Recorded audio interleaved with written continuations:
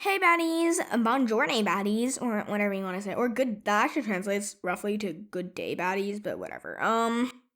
Welcome back to another algebra video. Our first question today is, a ball is dropped from a height of 3 meters. On its first bounce, it rises to a height of 2 meters, keeps falling and bouncing to 2/3 of the height it reached in the previous bounce. On which bounce will it first not rise to a height of 0.5 meters?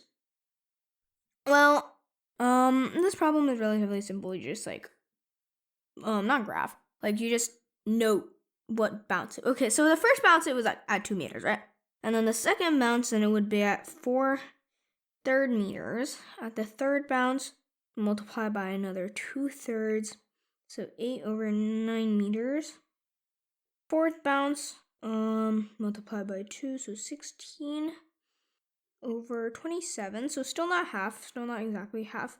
When you multiply it again, you get a 32/81.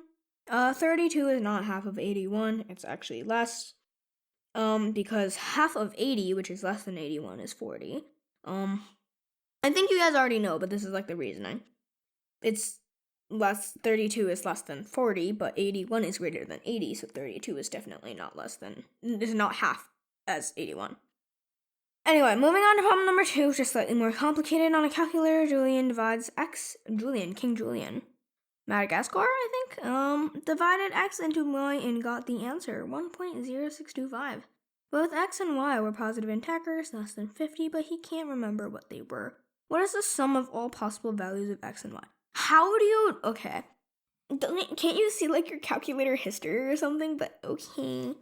That's not the point. We were trying to solve the problem. But still, he divided x into y, so we're just gonna keep x into y, and he got 1.0625. But we can write 1.0625 as a fraction to make it easier to compare to x and y, which is not really what we're going for, as you'll see a little later on. But it helps a lot.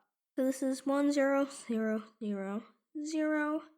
4 zeros. You divide the top and bottom by 25 to simplify. You get 425/400.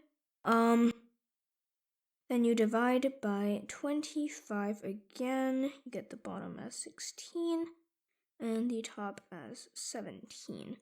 So now that we have said numbers, because you can't divide 17 and 16 any further, because 16 isn't prime, but you can't divide it with anything in 17 because 17 is prime. So, in the range, since it's positive integers, but they're less than 50, in the range between the numbers of 50, so we're basically looking for multiples of 17 and 16.